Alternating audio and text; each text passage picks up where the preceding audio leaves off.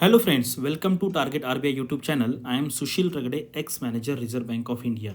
और आपको पता है लास्ट ही मंथ में आरबीआई का सैलरी रिवीजन हुआ था और उसके बाद जो फर्स्ट सैलरी आई है वो दिसंबर 2021 की आई है और वो अभी आई थिंक आज ही 4 या 5 जनवरी को वो क्रेडिट हुई है आरबीआई गेडबी के ऑफिसर्स के, यानी कि सारे जो एम्प्लॉयज़ होते हैं उनकी सैलरी 4-5 तारीख के आसपास होती है।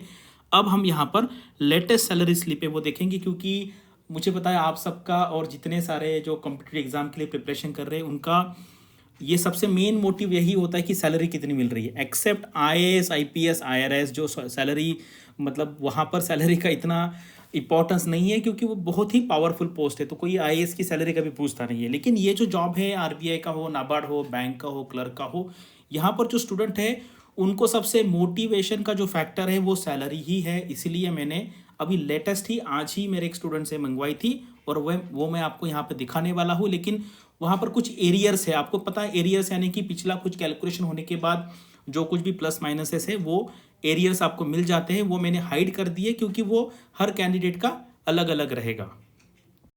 तो ये था नया रिवीजन जो हुआ है आरबीआई गेडबी ऑफिसर का। ये जो लागू हुआ है ये 1 नवंबर 2017 से लागू हुआ है। तो अभी यहाँ पर आप देख लीजिए, जो पिछला जो बेसिक था आरबीआई का वो था 35,150। अभी ये होके हुआ है 55,200। सो ये नया बेसिक सैलरी है आरबीआई ग्रेड बी ऑफिसर्स का। तो ये सैलरी है दिसंबर 2021 की। तो कुछ लोग कहेंगे कि सर आपने यहाँ से ये क्यों हटा दिया, एरियर्स क्यों हटा दिया? क्योंकि एरियर्स हर एक ऑफिसर का अलग रहेगा। क्यों अलग रहेगा? क्योंकि ये एरियर्स कैलकुलेट होंगे 1 नवंबर 2017 से। तो जो लोगों ने 2017 का जो बैच है उनका एरियर्स का अमाउंट अलग आएगा, 19 वाला का अलग आएगा, जो अभी रिसेंटली ज्वाइन किए जिन्होंने 2021 में उनका अलग आएगा। इसलिए ये जो अमाउंट है येलो वाला मैंने सारे जगह से हटा दिया है, क्योंकि अगर ये अमाउंट यहाँ पे ऐड कर देंगे तो ये जो ग्रॉस पे है ये 2 लाख, 3 लाख, 4 लाख, 5 लाख, 6 लाख, 7 लाख, 8 लाख कितना भी आ सकता है, depending upon months of service कितना, मतलब इसके बाद ये डेट के बाद आपका कितना सर्विस हुआ है। उसके बाद जो एनपीएस है उसका भी एरियर्स आएगा, क्योंकि आपको एनपीएस में कंट्रीब्यूशन भी करना है। तो इसीलिए जो येलो वाला पोर्शन है मैंने पर्पसफुली हटा दिया है और यहाँ का ग्रॉस भी मैंने हटा दिया है, क्योंकि वो अगर आप देखेंगे तो आपको क्लियर पिक्चर नहीं आएगा कि जो मंथली सैलरी है वो कितनी है। तो अभी मंथली सैलरी के लिए क्या है, आपने पिछले स्लाइड में देख लिया था। अभी बेसिक कितना हुआ है 55,200, ये बेसिक है। फिर ग्रेड अलाउंस है, ये भी सारे इसके आगे इसी के बेसिस पे सैलरी कैलकुलेट होगी। ये डीए है आपका, ये हाउस अलाउंस है यानी कि लीज अमाउंट है। तो आपको पता है मुंबई में 60,000 लीज मिलता है और ये जो लीज है जो प्रीवियस कैलकुलेशन है उसके हिसाब से चल रहा है। अभी इसमें डिस्कशन चालू है आरबीआई का, ये जो अलाउंसेस है उसका अभी रिवीजन नहीं हुआ है और ये एक्सपेक्टेड है कि ये 60,000 का अमाउंट 75 से 80,000 के आसपास जाने वाला है। Special perquisite allowance, special allowance direct recruit, local compensatory allowance, learning allowance, तो ये है। और ये स्पेसिफिकली सिर्फ हमारे दिसंबर मंथ का जो ग्रॉस सैलरी आया है वो आया है 172,000 यानी कि 1.72 लैक्स।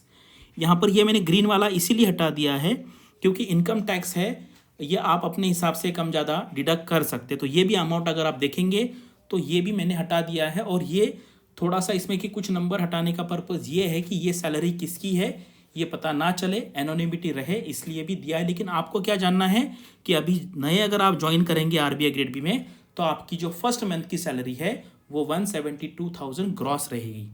किसी ने लोन लिया है वो यहाँ पे डिडक्ट होता है, इसलिए ये जो नेट सैलरी आती है उसका कैलकुलेशन हर एक का अलग होता है। लेकिन ग्रॉस जो अमाउंट है ऑलमोस्ट जितने लोग अभी अभी ज्वाइन किए हैं उनका ये सैलरी रहेगा 172,506। तो ये है आपका मोटिवेशन का फैक्टर। और इसमें मैंने बाकी के जो परक्विजिट है वो ऐड नहीं किया है, पेट्रोल नहीं ऐड किया है, मेड अलाउंस है, स्पेक्टेकल अलाउंस है, आपके जो बच्चे हैं उनकी फ़ीस है, एलएफसी है, वो सारा पकड़ेंगे आप तो वो भी नियर अबाउट 80,000 90,000 के आसपास वो सारा आ जाएगा। फर्नीचर होता है, बहुत सारे अलाउंसेस होते हैं, एलएफसी एलटीसी भी हो गया, फॉरेन एजुकेशन भी हो गया, वो सारा अगर आप पकड़ के मंथली बेसिस पे पकड़ेंगे तो उसका अमाउंट 70-80 आसपास आ जाएगा और आपका 2.5 लाख के आसपास ओवरऑल आपको बेनिफिट आरबीआई से मिलेगा। तो मुझे लगता है ये बहुत सैलरी है, ठीक है। लेकिन स्टूडेंट क्या है, इस पे भी थोड़ा सा डिस्कशन करते, सर आपने ये कम बताया, आपने ये ज़्यादा बताया, ठीक है। एक्चुअली ऐसे वीडियो नहीं बनानी चाहिए, लेकिन क्या है, स्टूडेंट्स की डिमांड सबसे ज़्यादा इसी टाइप के वीडियो को व्यूज़ आते हैं। अगर मैं पिछले साल का पेपर सॉल्व करके डालूंगा तो हार्डली 1000 व्यूज़ उसको आएंगे, लेकिन ये वीडियो को 10-15 दिन में 40-50 हज़ार व्यू आ ही जाएंगे, ठीक है। तो आपको क्या करना है, अभी ये अमाउंट देख के आपको पढ़ाई चालू करना है। तो अभी क्या करेंगे, अभी ठीक है, अभी ये जान लिया इतना आपका सैलरी है। तो अभी सेबी का नोटिफिकेशन आया है, तो यहाँ पर जाइए iExamBee के वेबसाइट पे, प्रीवियस ईयर के पेपर सॉल्व कीजिए। आरबीआई का एग्ज़ाम अभी पता नहीं है, जैसे मुझे पता चलेगा मैं बता दूंगा, उसके भी प्रीवियस ईयर के पेपर सॉल्व कीजिए। और जो लोग आरबीआई को सीरियसली पेपर कर रहे हैं उनको मैं एडवाइस करूंगा कि आप सेबी का भी कीजिए, क्योंकि सेबी में जो फाइनेंस है सेम फाइनेंस आरबीआई में है, सेबी में जो मैनेजमेंट है सेम मैनेजमेंट आरबीआई में है। तो इसलिए अगर आप सेबी का प्रिपरेशन करेंगे तो ऑटोमेटिकली जो फाइनेंस एंड मैनेजमेंट वाला सिलेबस है उसका नियर अबाउट 80% सिलेबस आपका जो आरबीआई का है वो हो जाएगा, ठीक है। तो अभी आप खुश हो गए हो, मैंने आपको कुछ दिन पहले पिछली वाली भी सैलरी बताई थी, कितना रिवीजन हुआ है वो भी बता दिया है, अभी लेटेस्ट सैलरी है ये भी बता दी है। अभी क्या करना है, पढ़ाई करना है, ठीक है। अभी ये पढ़ाई करना है तो ज़्यादा टाइम वेस्ट मत कीजिए, अभी सैलरी पे डिस्कशन मत कीजिए, अभी इसके आगे मेरे पास बताने के लिए कुछ है नहीं। So thanks for watching this video and all the best for your studies and upcoming examinations.